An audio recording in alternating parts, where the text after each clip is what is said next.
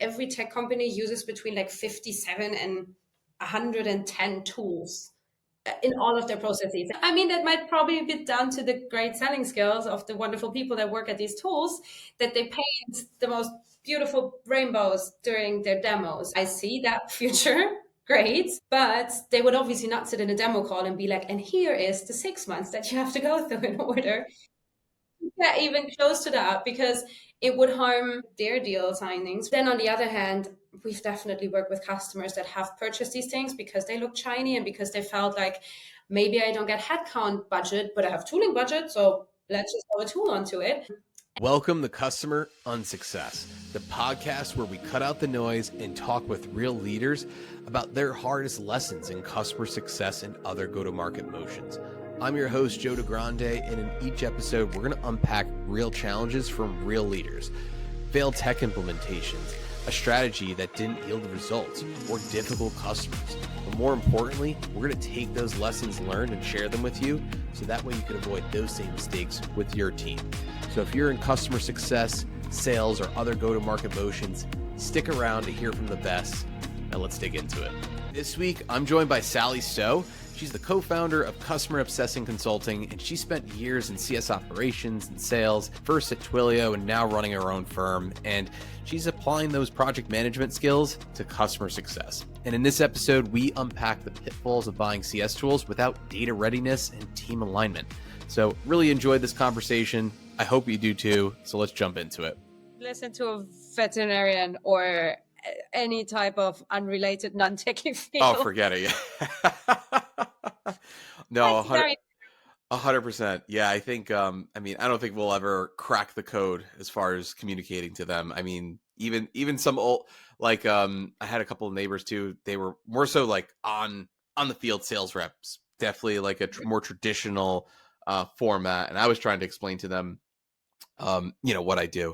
It's like, got it. So you're kind of in sales. I'm like, sure, we'll go with that.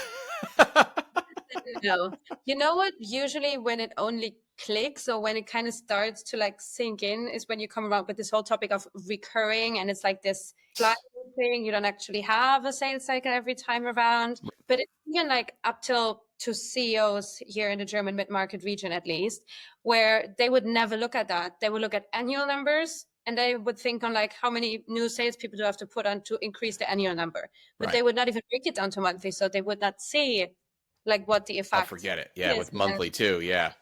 Yeah. So education is a big part of our job, but that's why we both are going to be in business. Yeah, no, it's true. No, it is true. But well, good stuff. Let's kick this off. So thanks, Sally, for joining the show. Sally's actually the co-founder of Customer Obsessing Consulting. Make sure you got that right. But she's been, I believe, how long have you been in customer success? I didn't even catch it. I know it's been quite some time, but you have a wealth of experience. But I'm just curious. Good. Yeah. All good. We've been doing this exact job or have our consultancy for the last 3 years. And I've been with a company called Twilio before for another 2 years as part of their post-sales services organization, essentially customer success support. And professional services was all under umbrella there, but did some CS operations there already.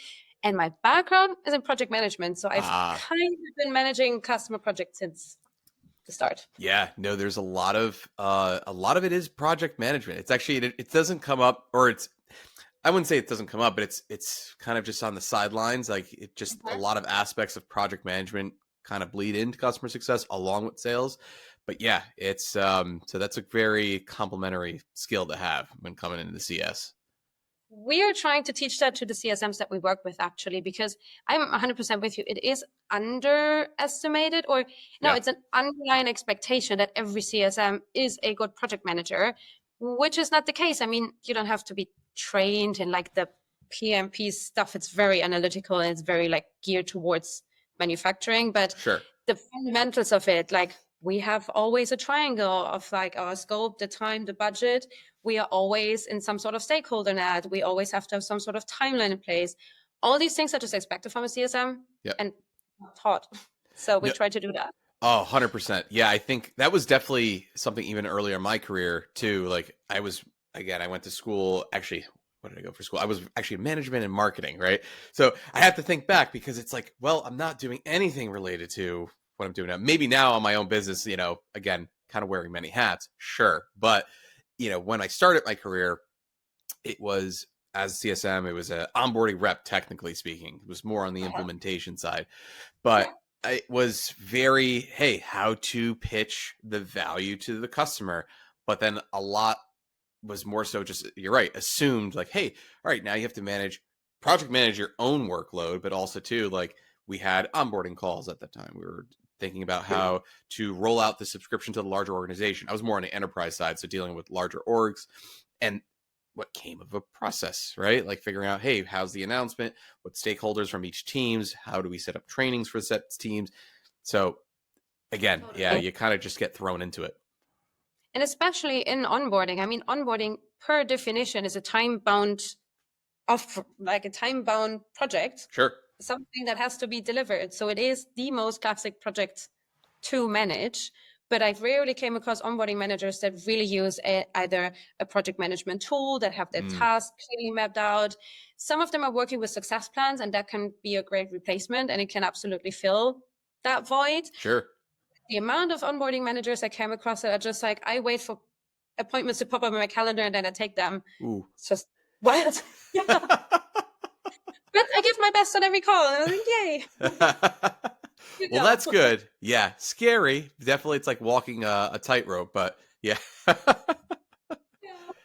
Good stuff. No, it's, I do like that topic. That's pretty interesting. You kind of do forget about how, you have to, again, manage your customers, kind of get them to achieve those milestones and goals, throughout the entire life cycle, not even onboarding. I mean, sure, onboarding, time to value, but making sure that they retain, you retain that customer and they renew. It's a process throughout the entire year, all 365.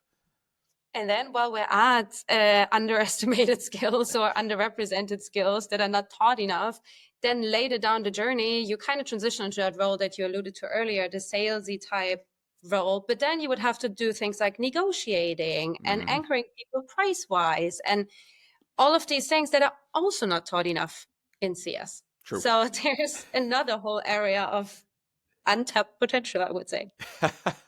No, it's true. I think, it's something that, and I know we talked about this earlier, pre-call, but like what comes now, I'm seeing a higher demand for is the ability, obviously like AI, we hear tons of it, right? But I think like even before AI, just leveraging the tools that we had at our disposal anyway, whether it's, your CSPs, even your CRM, whatever it is that they're given, I feel like there's a gap there, a sense of enablement for the actual tech, right? There's tons of enablement of like, hey, here, maybe, not tons, but some companies have enablement teams that focus on the actual process, the milestones, but lack on the tech side. I mean, I know there's that piece too, where, whether they don't know what data to update to get it, make sure everything's working internally to manage their own book, kind of also plays into it. Totally. And you would have to look at that under the fact that I think it was something around like at least at a certain size, every tech company uses between like 57 and 110 tools. It's in all of their processes. And this is everything from all your admin tools, your Google Suite email, whatever, or Teams, but also all the way to the things that you just mentioned. So all your customer data, where it's stored, but where does this data come from? All of these tools in the background, all of your communication tools, your planning tools, the list goes on and on and on. No, it's true. There's definitely there's a lot of, as they say, like tech sprawl that companies are like, unfortunately like open to, because you have the disconnect with different departments, they say, hey, I need XYZ tool to get achieve, et cetera, goal. But they don't realize that their company might already subscribe to it and another department. They also don't even know, like, all right, hey, I'm just going to buy this tool, just hope for the best. I've seen that happen. And they just don't know that, hey, I need data to feed this into this in order to get it to work. I mean, that might probably be down to the great selling skills of the wonderful people that work at these tools. True. That they paint the most beautiful rainbows during their demos. And it's totally true. Whenever you would go to any of the events that are currently hosted by the CS platforms, you would see all the different use cases for AI. And this is the automated success plan that is distributed in these cadences, hyper personal, with your video AI generated. Yes, I see that future. Great. But they would obviously not sit in a demo call and be like, and here is the 6 months that you have to go through in No order kidding. Yeah. get even close to that, because it would harm their deal signings, right? But then on the other hand, we've definitely worked with customers that have purchased these things because they look shiny and because they felt like, maybe I don't get headcount budget, but I have tooling budget, so let's just throw a tool onto it. And yeah, it's not fortunate for any party. It's not helpful for the company that's not using it. They're paying for it. It's not helpful for the provider, because when their CSM again calls for the first time, nobody knows what they're talking about and no usage happened so far. And just all in all, it's a frustrating experience. So we did see that happen. Yeah. No, it's unfortunate too, because again, it's once that budget's used too, it's gone. And I know, especially in the time that we're in now, obviously it's hard to come by, right? You have to build your cases need to be built much stronger. It's not even proper English, but they have to be built stronger, and in order to get it. And then then you also need, which is not also calculated in a lot of cases, is the time that needs to be invested in order to get it running. And that's where I think that also gets kind of falls through the cracks too. Totally. It's overlooked in the resourcing, that you think, okay, we have 50K, 70K, whatever to spend on a tool, but then you're not factoring in, depending on the tool that you're purchasing, obviously, sometimes they include the implementation services, but some of them charge for it, and rightfully so, because it is a lot of work. Or you would have to put, let's say, half a CS ops resource for a good quarter or so towards it. So again, you have these costs that are associated with it that you did not factor in when you made a buying decision. Yeah. So it happens a lot, for sure. Yeah, no, I'm curious. Do you have any fun stories, even whether it's recently or in your past, that has come up? I'm curious. For sure. In directions, honestly. I've seen, obviously, companies use great tools and they are super efficient thanks to it. Sure. We just had a community breakfast actually here in Germany the other week. And there was one team, they're looking after hundreds of customers with like 2 or 2.5 CSMs, and they're doing great. I was just like, how do you all balance it? And they had like such nice processes figured out.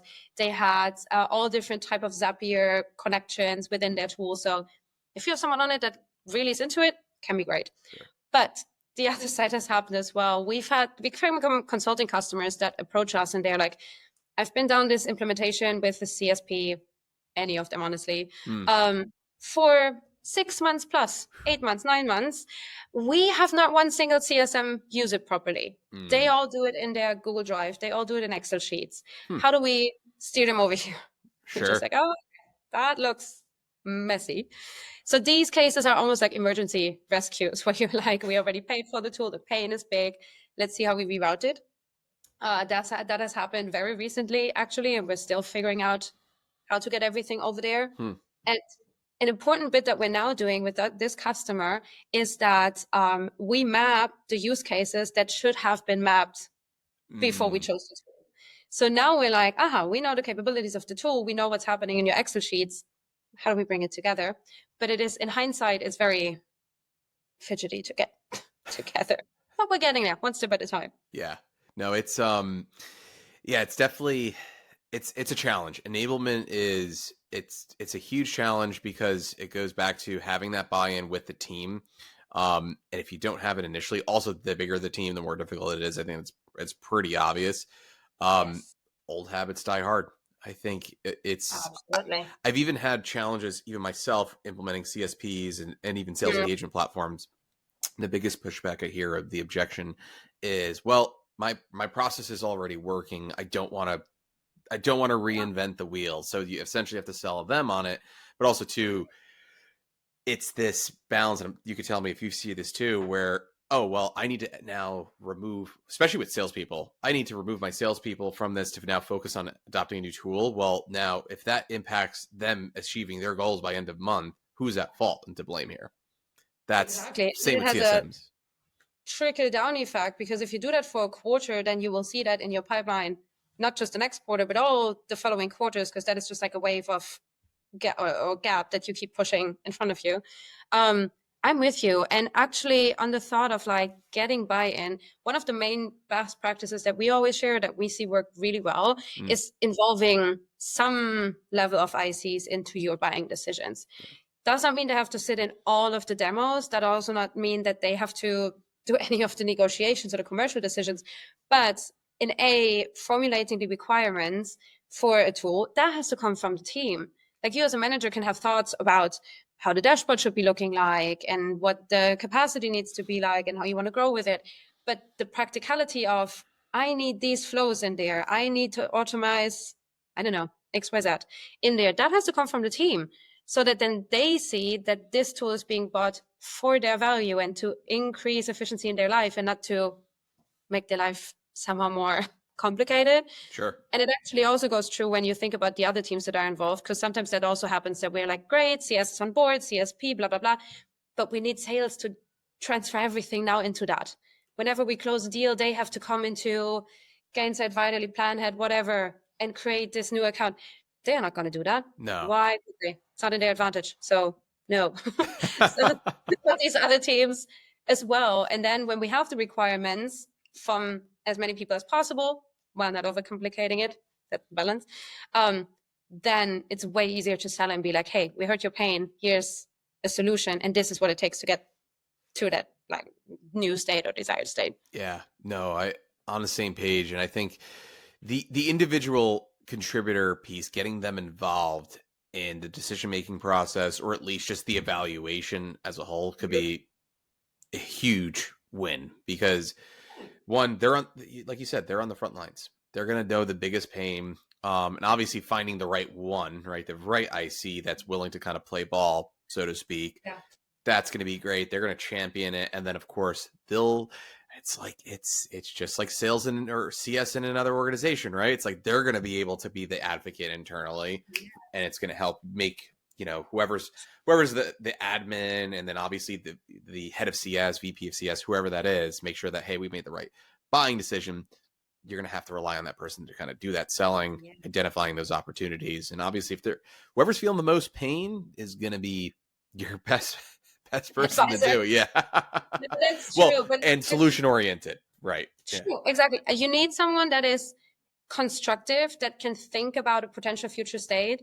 Because what also happens a lot, and that is in human nature, right, is that we think about the next thing that will make something easier. But you need the people that think around like two corners, and they're like, well, if we would like disrupt this thing, we would start treating this bucket of customer with a digital playbook, for example. Sure. This is what we would need, and this would free resources, instead of like a, please automate my calendar, or please automate this email. I was like, yeah, we can do that, but that's not getting us anywhere.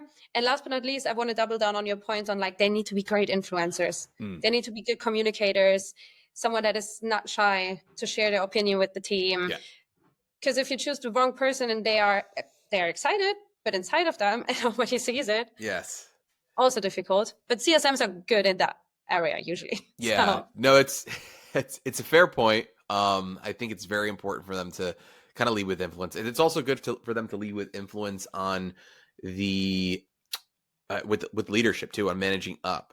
Yeah. Right. I think when making that decision, they do have to speak up and making sure, like, hey, if something, when they're in the evaluation process, this is going to have a big impact on my day-to-day, this is actually going to be longer, call that out, right?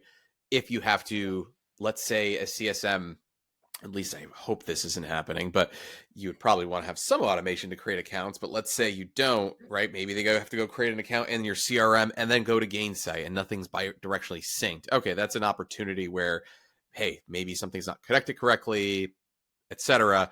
But that might be a pain point that needs to be brought up, whether maybe it's just a decision as far as like, we can't move with the solution. Maybe it doesn't directly integrate, right? So that's maybe then an ops person. Maybe it's a junior ops person that is involved in it, or someone that's new to the game. They need to bring up all those challenges too. So kind of managing up is going to be crucial to kind of make sure you don't hit any roadblocks. But honestly, on your big topic of unsuccess, it's Yeah. not just that the account is not synced between a CRM and a CS platform.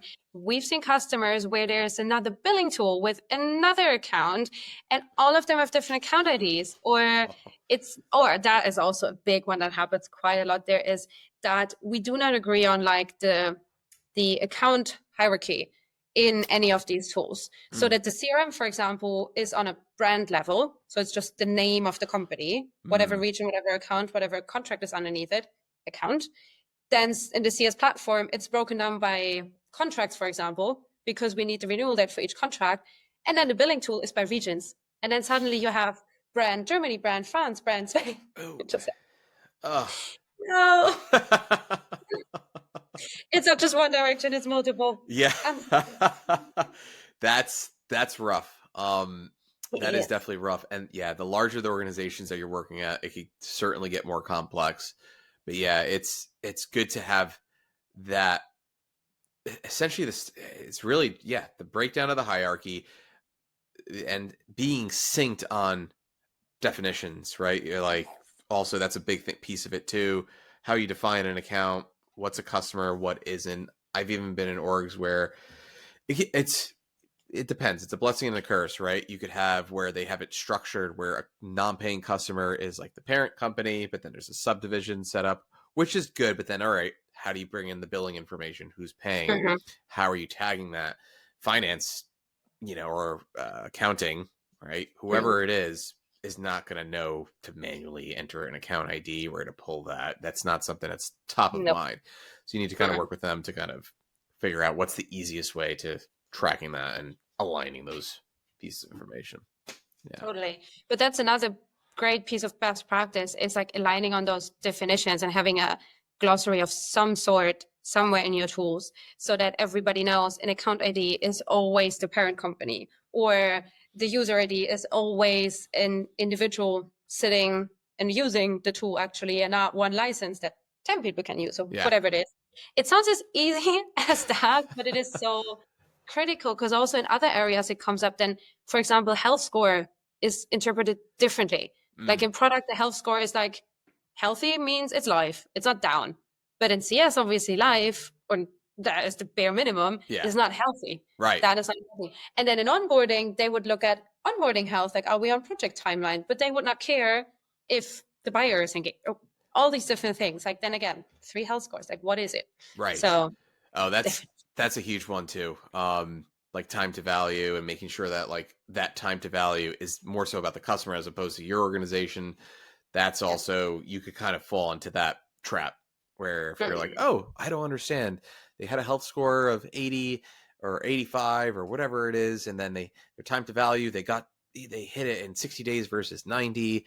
And my admin said, we're absolutely going to renew. I got verbal commitment, and then they disappear. And it's,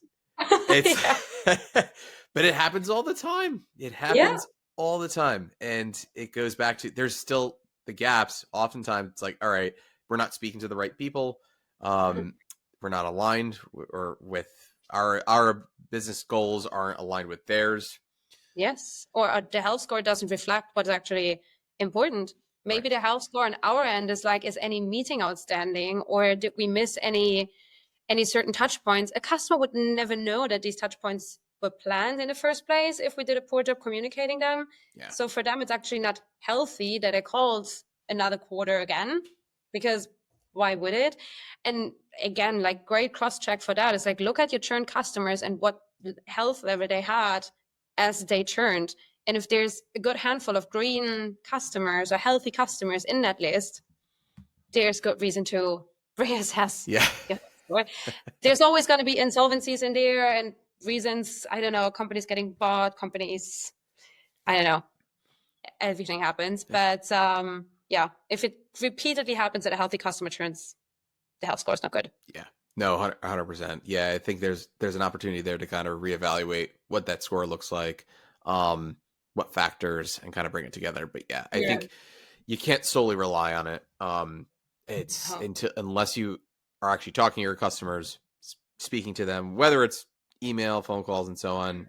Obviously you have a better pulse by someone speaking live. But there's always an opportunity to kind of look beyond the health score and kind of see. Totally. Yeah. Or you could also enrich it. I mean, there's great things happening in all different tools around sentiment analysis, like what is the tone of voice in an email? Has the emotion and support tickets shifted? How close is the engagement? We can measure a lot of these things by now if we have enough data points. And then the other thing is you could also always include a CS sentiment so that you keep the human factor in it, which again is something that whenever we create health scores with our consulting customers, is mainly brought up by the ICs, by the CSMs doing the job, because they are the ones like, I actually don't know if this thing that I feel is represented in here. Whereas someone from BI or data would be like, no, everything's here. It's like user satisfaction, blah. And it's like, no, this is the human aspect. So again, including them in the process helps to make sure that it's represented. 100%. Yeah. It's interesting not to go, I'm going back like into the tool avenue, but I have seen some pretty interesting things with Gong. I know Gong is obviously, it's one of the key players in conversational intelligence, and it's been pretty powerful in terms of identifying customers, especially with their AI improvements. It's, as far as identifying customer sentiment, and then obviously even in, the pre-sale cycle, it's having some pretty big impacts. And then obviously because it bidirectionally syncs, bring that in. Yeah. That's going to be a game changer. I'm still interested in hearing some use cases like on the CS and post-sale side, because that's where it could have a pretty huge impact on like health scores and stuff like that.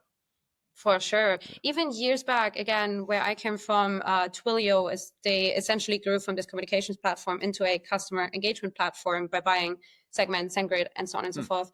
So there's a lot you can do also on analyzing support calls or analyzing any type of feedback that is shared online. Whenever we do voice of customer programs, for example, for our customers, where we would say which feedback touch points exist and where and how do we capture the voice of the customer, we always think about the proactive asking them, like, give us something. But we all share so much, like on our LinkedIn profiles, in Google reviews, in tickets that we write. All of these hold like my sentiments towards company XYZ. So we need to gather that. It's interesting. Yeah. It's like taking in essentially like social listening, or now like, I mean, I've seen even with I have to check it out more in depth with Clay, how you could data scrape and pull in like whether companies mentioned and so on. But bringing it in, that's a fair point as far as like how someone at a particular organization views your organization, and then how that could be brought into. I mean, and it goes back to all bringing in data. It's just a matter of what data it is, and exactly, it changes what type of data that is, because usually, I mean, traditionally you would look at SEO or something to figure out like, how is my company performing when I type it into Google or something. Sure. But now a lot of people might use the AI agents and put it in Gemini or Perplexity or wherever. So actually now you have to also look out like, what is the AI interpreting about your company based on what is about it out there? Like, how does all the reviews online, all the community efforts that you're doing, how are these impacting how your company is being viewed through the AI lens? So it's a whole new perspective into it. Oh my gosh. The sentiment towards your company. It's definitely it's a whole new ball game. Yeah, I've even seen the term too. Now this is going a little bit more in the marketing lens, but SEO is starting to die, and now everything I don't even know, was it AEO, or I don't know, like agentic engine whatever. They're all coming up with new terms. I can't keep up. But the point is, I'm terrible at acronyms. But the point is that it's AI engine optimization or agent optimization, and that's been coming up quite a bit as well. So now it's like, all right, that's on the flip side of the coin as far as how AI ingests your own information. But anyway. Of course. But it can be such a powerful tool as well, to not just leave it as like this big ominous thing that complicates our lives. Sure. Again, coming back to what is shared here in the German community or the European community is a lot on how CSMs use the different AI tools to make their lives easier. Sure. So if we think about also like buying big tools, maybe it's not at all about buying a big tool that is rolled out for everybody, but rather using the tool you already have. Most people use either Microsoft or Google Suite, so they have either access to Copilot or Gemini already. So why not teach your CSMs prompt engineering or like put a prompt library together or whatever it is for research, for business reviews. I was just talking to a customer of ours, and they claimed they would not have a single handle on whether their customers grow or not, because the data is in their hands and blah, blah, blah. We cannot see how their business goes. Yeah, sure, we can't, but we can do so much research on in their area that is like fast moving consumer goods. And there's so much data out there that you could analyze for that purpose. So go ask the chat, put yourself in the shoes of company ABC. How would you think about expansion? Which areas would be interesting for you? And so on and so forth. And I can go into the conversation with a CEO, CFO of that company way more informed without buying another tool. So Right. also like using the ones you have. Yeah, no, using the ones you have it's a game changer. I think people could get pretty scrappy with using what they have. And I think people forget, even with, oh my gosh, another avenue, which I'm curious to see what your thoughts on, is the ability to go and create your own like bot, whether it's with like ChatGPT. And it's I've worked with a company at one point where we're training a team, and I took essentially all of their documentation, their knowledge base, pumped it into a GPT that was obviously private. And that way, like if they had any questions, first go to the GPT, start there, and versus go and escalate to the manager. Again, this was a very scrappy team, but still, that's great. And you can build similar things with Notebook LM if you're in the Google world.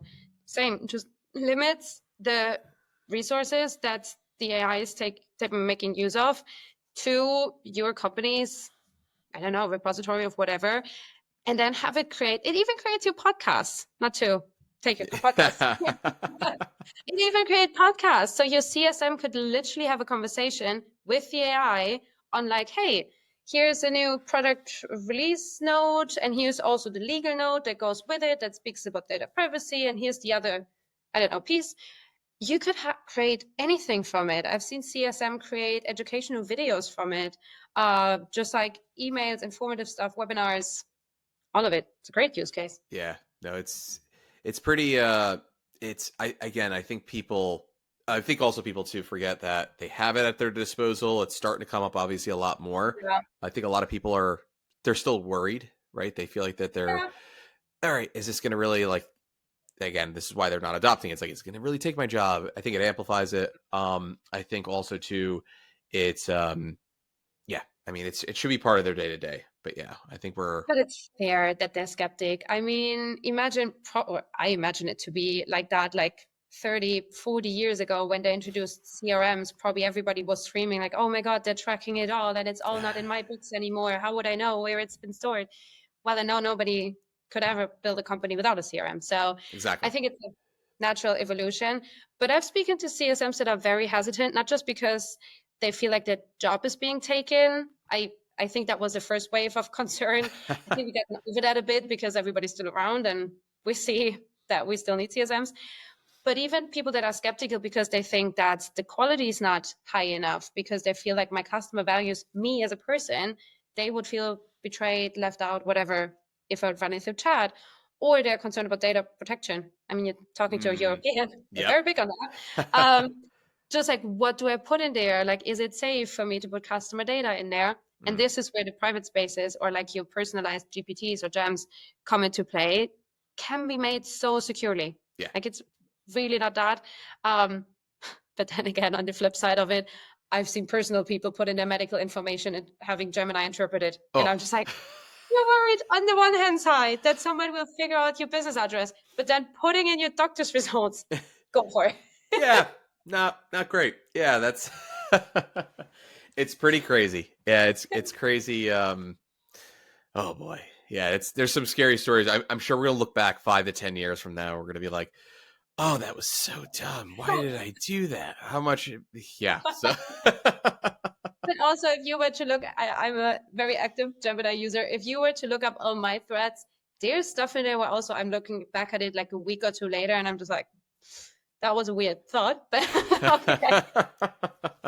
It's great for strategizing, and it's great also for ideating, like just putting in there, like, hey, I feel this is an area we could work on. Where would you start to think about it? Yeah. I don't know. We're thinking about getting a tool. What should I be considering? Like, how do I get buy-in if I have to sell it towards sales, product, whomever. It's Sure. great. It's No, just that's very awesome.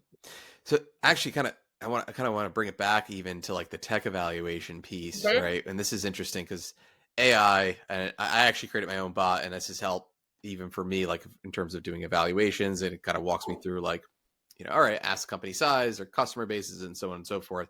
But now we have, I think you work with customers where even the vendor might bring you in ahead of time before purchasing Yeah. it. So I'm curious to hear Mhm. about that because again, we talk about like AI taking jobs, but then not at the same time, right? Because of the fact that the complexities and not Yeah. probably AI not catching it. So I'm curious about like that piece of it, and if you could have any stories around that, because that's a big one and important at the same time. Yeah.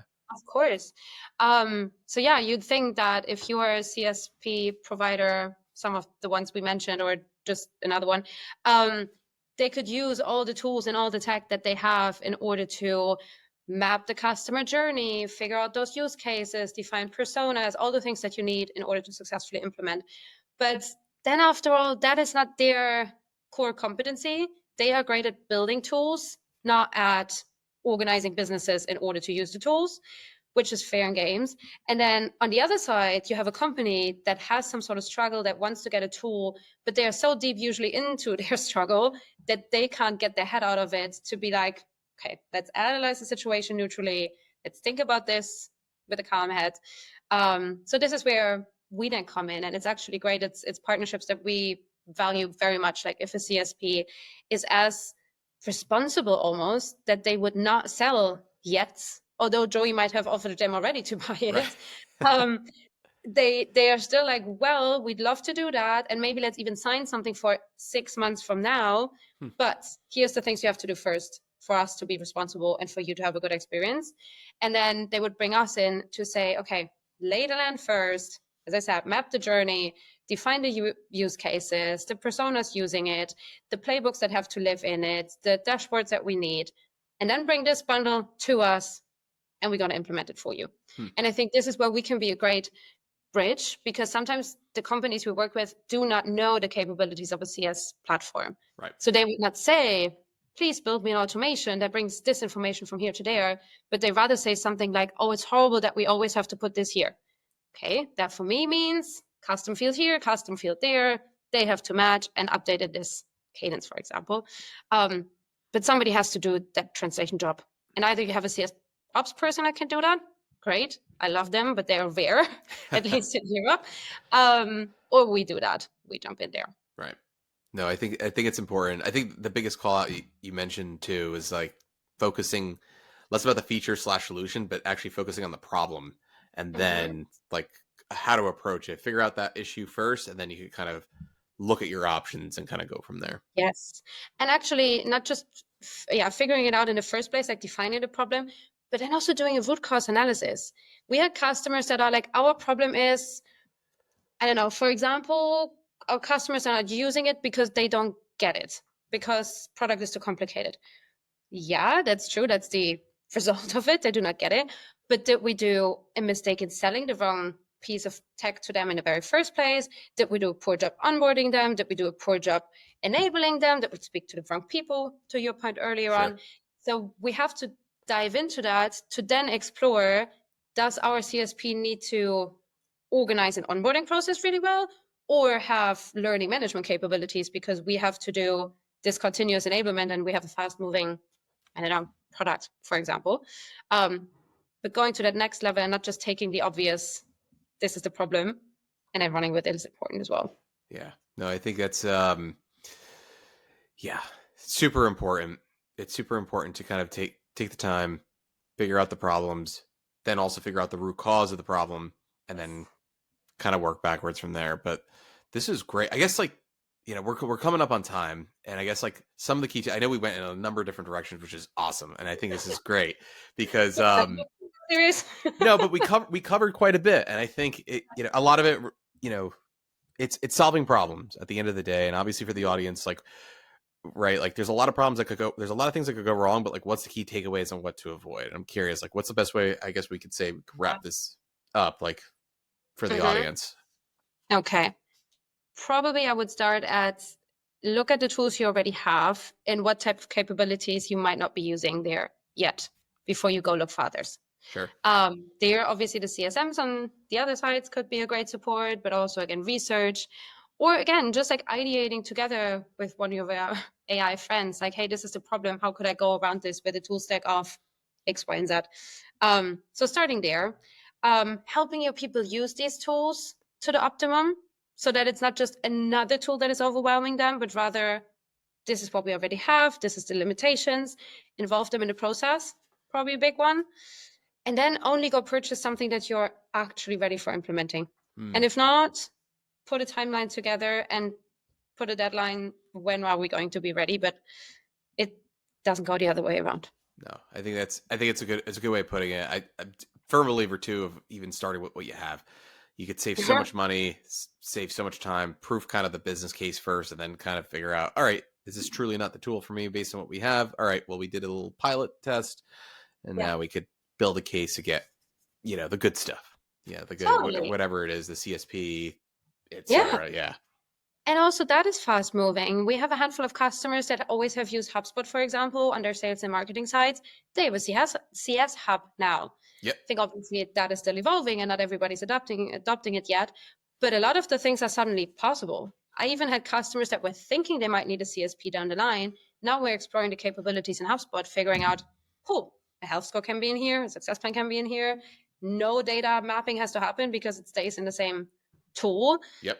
I don't know if it comes to limitations, it for sure does, especially if you're an enterprise organization, but it's a great way to stay on top of it. And that is a fairly recent development. So reassessing your existing tools is also quite helpful. 100%. No, I think that's great. And last thing because I always like to educate the audience. That's kind of like, again, the ethos of the show really is just making sure that, hey, obviously the pitfalls that we could avoid, but more importantly, like, where does everybody learn, right?